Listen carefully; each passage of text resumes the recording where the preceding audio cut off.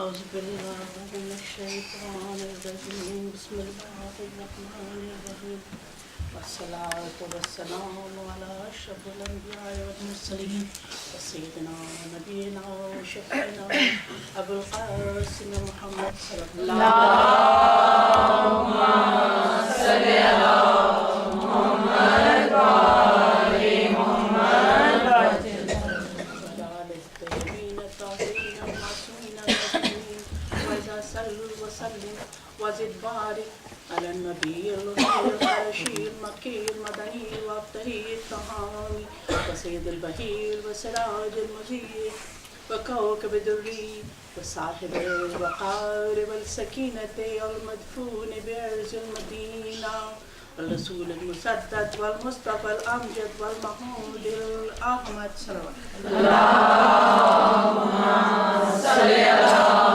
محمد وآل محمد وعجل فرجهم. قرآن حکیم میں سورہ حامیم میں ارشاد رب العزت ہوتا ہے. حام سجدہ بلکہ پورا نام اس سورہ کا ہے کیونکہ حامیم سے شروع ہونے والی 5 صورتیں ہیں جو کہ آخر قرآن میں جمع کی گئی ہیں اور ان کو ذوات حامین کہا جاتا ہے. جیسے کہ الف لام میم اور الف لام میم را سے 6 صورتیں ہیں جن کو ذوات الف لام میم یا الف لام میم را کہا جاتا ہے. اس میں سے ایک سورہ سے میرے آج کی گفتگو کا موضوع میں نے عکس کیا ہے کہ ارشاد رب العزت ہوتا ہے بسم اللہ الرحمن الرحیم حامیم تنزیل من الرحمن الرحیم کتاب فصلت آیت. اور اس طور سے بیان ہوتا ہے کہ کتاب فصلت آیت من قرآن عربین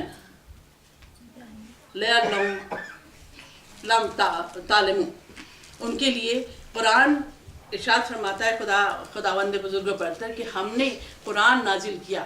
یہ قرآن سورہ حامیم کے بعد فوراً ارشاد ہوتا ہے کہ یہ قرآن ہے جو کہ تنزیل کیا گیا جو نازل کیا گیا رحمان کی جانب سے اور رحیم کی جانب سے. اور ہم نے ان آیات کو تفصیل سے کھول کے تفصیل سے سمجھا کے بیان کیا تاکہ اور سمجھا کے بیان کیا قرآن تفصیل سے بیان کیا عربی میں تاکہ تم جو ان کے لیے بیان کیا جو کہ اہل علم ہیں. یہ اس آیت کا ترجمہ ہے کہ ہم نے قرآن کو عربی میں نازل کیا اور ہم نے قرآن کو تفصیل سے سمجھانے کے لیے نازل کیا ان لوگوں کے لیے جو صاحبان علم ہے. اس کے بعد ارشاد ہوتا ہے کہ بشیرا نذیرا. ہم نے اس میں بشارت بھی ہے نذارت بھی ہے. ہم نے تمہیں خراب چیزوں سے خراب واقعات سے مستقبل کی اور عاقبت کی خرابیوں سے بچنے کی تنبیہ بھی کی اور اچھی نجات کی خوشخبری بھی دی. مگر کچھ یوں ہے کہ لوگ سننا ہی نہیں چاہتے. لوگوں نے سننے سے انکار کیا. اس سے ہمارے علماء نے استنباط کیا کہ ترسیل علم کی ذرائع اور وسائل سب سے زیادہ کریڈیبل سب سے زیادہ کون سے سمجھے گئے ہیں.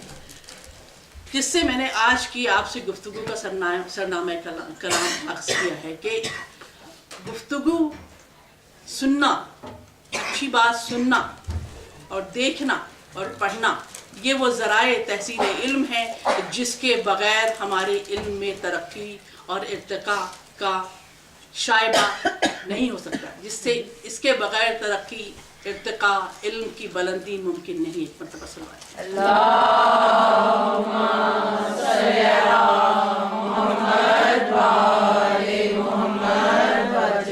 جگہ جگہ آپ کو قرآن حکیم میں علم کی اور اچھی بات سننے کی اہمیت پر زور دیتے ہوئے قرآن حکیم کی آیتیں نظر آئیں گی. ایک جگہ ارشاد رب العزت ہوتا ہے کہ ہم نے قرآن کو نازل کیا تم لوگوں کے لیے تاکہ سنو اور اس میں جو تمہیں پسند آئے تم اس کو قبول کرو اور بے شک یہ اہل علم کی نشانیاں ہیں.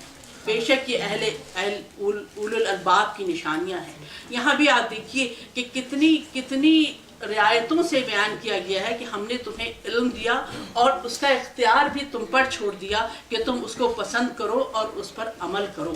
یعنی آپ کو سماعت اور عقل دونوں سے کام لینے کی دعوت دی جا رہی ہے. آپ سنیے، اپنے عقل پر پرکھیے اور پھر اس پر عمل کیجیے. لیکن اس کے ساتھ ہی ساتھ اس بات پر بھی کافی افسوس ملتا ہے خداوند بزرگ برتر کہ یہ لوگ سنتے ہیں تو عقل سے کام نہیں لیتے، اور اکثر ایسا ہوتا ہے کہ سنتے ہی نہیں ہیں. سورہ حامیم کی 4 آیت یہی ہے جس میں کہ کہا گیا ہے کہ میں نے بشارت بھی ہے، نذارت بھی ہے، لیکن لوگ سنتے ہی نہیں ہیں. یہاں تک کہ یہ نوبت آ گئی کہ ہم کچھ بھی کہیں، خداوند رب العزت ہدایت کے کتنے بھی دروازے کھولتے، کتنے در متعین کرتے، لیکن لوگوں نے فیصلہ کر لیا ہے کہ ان کو ہدایت کی طرف واپس جانا ہی نہیں ہے، سننا ہی نہیں ہے.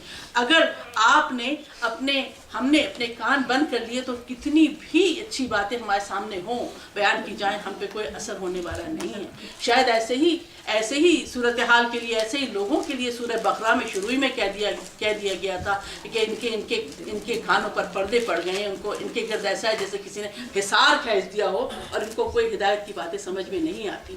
تو آج کی گفتگو کی حد تک صرف میرا موضوع یہ ہے کہ سننا اور عقل سے کام لینا کس حد تک ضروری ہے، اور اس پہ ایک مختصر سی بحث اپنے علماء کی آراء کی، ان کی تقاریر کی، ان کی تفاہیم کی روشنی میں. ظاہر ہے ہم جیسے کم علم جب کسی چیز کے متعلق کچھ کہنے کی کوشش کرتے ہیں تو ہمیں استنباط یقیناً کرنا چاہیے ان علماء سے، ان مقرروں سے جنہوں نے اپنے علم کا سکہ بٹھا دیا، جن کی فکر آج کی فکر سے موزوں ہے، جن کی فکر آج کی فکر کے لحاظ کے تجزیاتی پہلوؤں پر پوری اترتی ہے. ورنہ اس مکتب اہل بیت کی شان تو اتنی ہے کہ آپ کے ہزارہا ایسے اسپیکرز ہوں گے جنہوں نے بڑی اچھی تقریریں کی، بڑا اچھا، بہت ہی بلند پایا علم دیا، لیکن ہمیں دیکھنا یہ ہے کہ ہم آج کے انسان کے ذہن سے کیسے ریلیٹ کر سکتے ہیں. ہم آج کے انسان کے ذہن کو کس چیزوں سے ریلیٹ کر کے اس کے ذہن تک پہنچ سکتے ہیں. کیونکہ